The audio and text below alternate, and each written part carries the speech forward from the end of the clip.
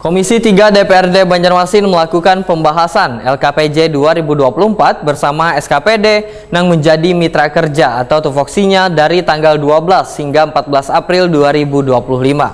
Dari hasil pembahasan, ternyata kinerja dinas memberikan penilaian positif karena cukup bagus dengan pencapaian hampir 80% dari pengguna anggaran. Bahkan pencapaian kinerjanya ada yang sampai 90%. Komisi 3 DPRD Banjarmasin melakukan pembahasan LKPJ 2024 bersama SKPD yang menjadi mitra kerja atau tupoksinya dari tanggal 12 sampai 14 April 2025. Dari hasil pembahasan, ternyata kinerja dinas memberikan penilaian positif karena cukup bagus dengan pencapaian hampir 80% dari pengguna anggaran. Bahkan pencapaian kinerjanya ada yang sampai 90%. Ini dipedahkan anggota Komisi 3 DPRD Banjarmasin Rahman Nanang Ridwan, Waitakuni Prima TV di sela-sela pembahasan laporan keterangan pertanggungjawaban 2024 Kamarian Sabtu 12 April 2025. Politisi Partai Kebangkitan Bangsa ini berharap SKPD yang menjadi tupoksi Komisi 3 dapat terus meningkatkan kinerjanya di berbagai sektor dengan penyesuaian terhadap ketersediaan anggaran.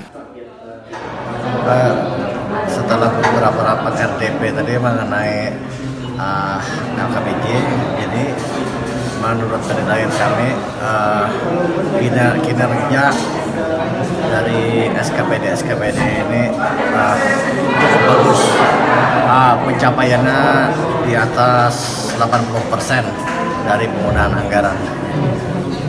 Jadi masih untuk kerjanya masih bagus Pak, untuk kerjanya ya cukup bagus, sudah di atas 80%